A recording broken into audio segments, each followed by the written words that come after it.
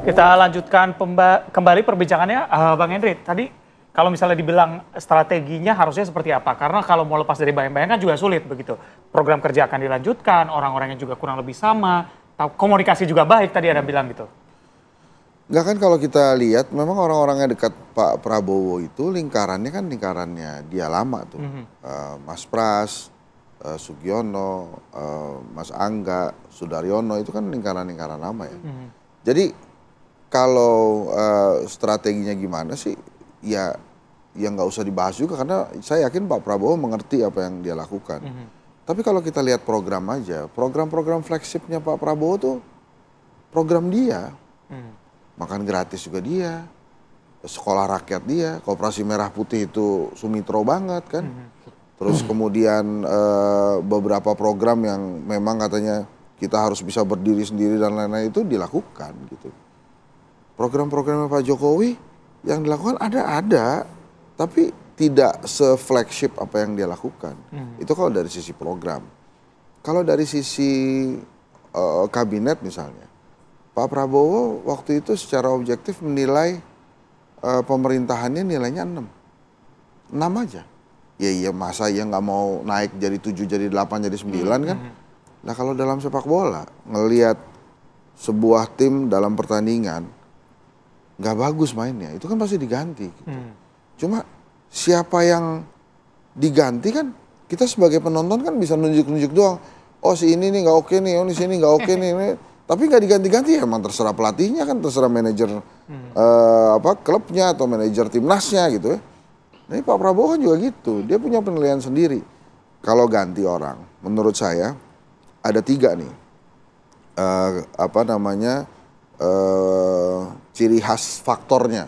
Yang pertama, saya kira orang ya Bang. Oh, nanti orangnya di sini saya bahas. Yang pertama ada subjektif politis.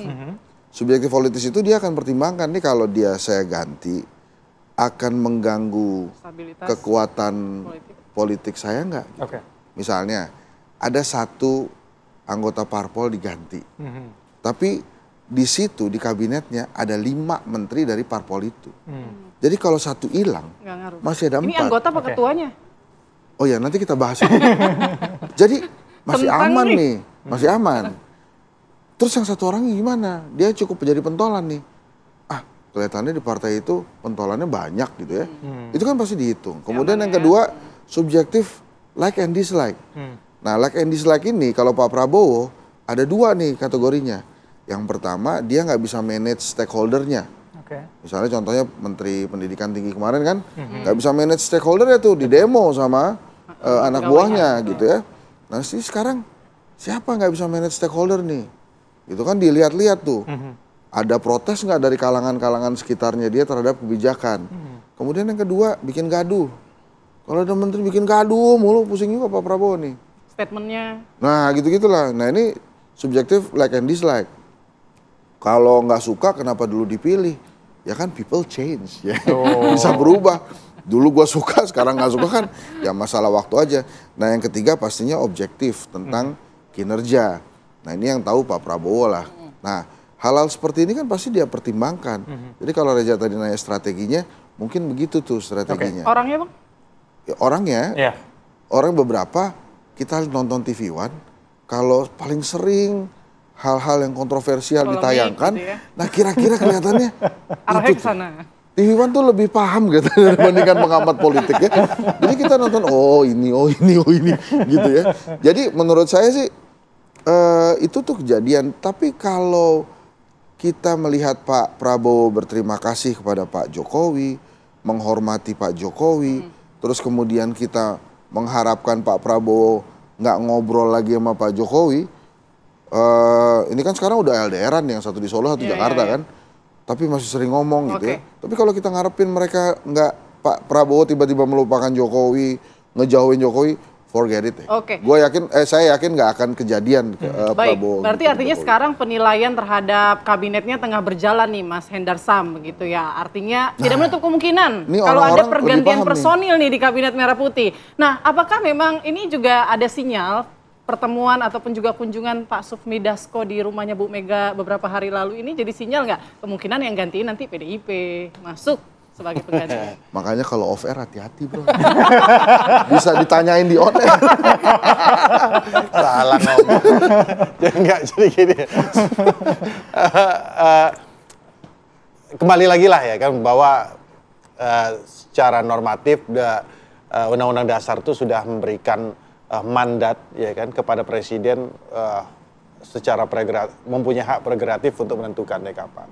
Jadi ya ini tergantung mood presiden aja, bisa mood itu secara parameternya macam-macam ya, bukan hanya mood secara emosional kan, dari sisi momentum, dari sisi kinerja, dari sisi yang itu tadi ya kan, ada distorsi sosial di luar.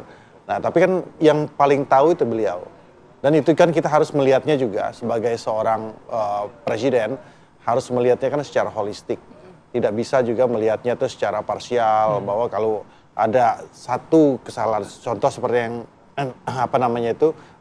dilakukan saudara kita Hasan Nasbi ya kan, jangan gara-gara nilai setitik rusak susu sebelanga. Kan itu juga yang beliau tidak inginkan, karena beliau juga tahu Hasan Nasbi punya kemampuan sebenarnya. Jadi itu sinyal kuat nggak PDIP masuk Sufmi Dasko datang kemarin? PDIP ya menunda lagi kongresnya. Gini loh, maksudnya itu kan menjalin komunikasi dengan setiap partai, dengan setiap elemen. Itu kan memang selalu dilakukan oleh Pak Dasko kan. Jadi bukan cuma dengan Teguh Umar.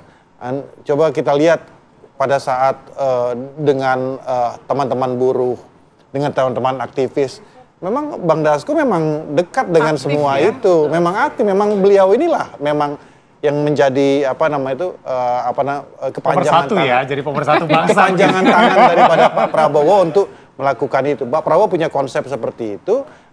Salah satunya Bang Dasko dan Bang Muzani kan, dan beberapa senior-senior kita, abang-abang kita yang lain juga melakukan hal yang serupa untuk supaya ini bisa terus tercapai. Bahwa memang kita ini kan seperti yang beliau sampaikan di tanggal 1 Juni kemarin, jangan sampai Pancasila itu cuma sekedar mantra saja, harus diimplementasikan.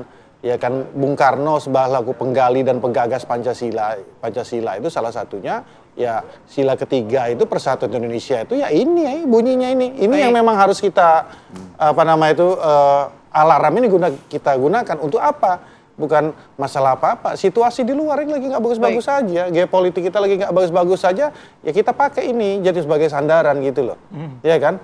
Jangan sampai gara-gara ini kita nggak bersatu. Jadi untungnya semua elemen-elemen bangsa, tokoh-tokoh, elit-elit, ya kan, teman-teman LSM, NGO, aktivis sekalipun sadar tentang hal ini. Baik. Ya kan, sadar tentang hal ini, kita bersatu. Saya sedikit aja Bang Hensa, tapi waktu kita terbatas ya. Misal PDIP bergabung, apakah kemudian bisa melunturkan bayang-bayang Jokowi dalam pemerintahannya Prabowo?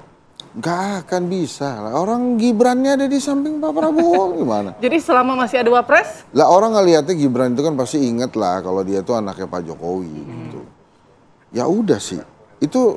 Dan sekarang itu secara visual aja udah kelihatan. Mirip gitu maksudnya. Dan terus kemudian banyak teman-temannya bapaknya Gibran kan ada di kabinet juga yang tadi dibilang itu. Ya? Bukan om lah, teman ya kan bapaknya. Itu kan ketua parpol tuh teman bapaknya semua tuh. Jadi ya mau gimana kita menghilangkan itu. Dan yang paling penting menurut saya, Prabowo ini tahu cara menghormati dan berterima kasih gitu. Jadi artinya ya nggak akan bisa kita melihat bahwa mereka berpisah jalan. Oke.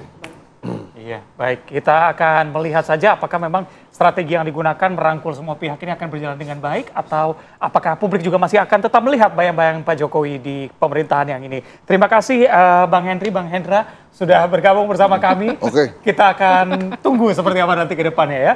Dan pemirsa, usai jeda kami akan kembali dengan informasi mengenai diduga akibat kapasitas sudah berlebihan ada gunungan sampah di TPA Galuga, Kecamatan Cibung Bulang, Kabupaten Bogor yang mengalami longsor dan menutup jalan. Sesaat lagi usai jeda, tetap bersama kami.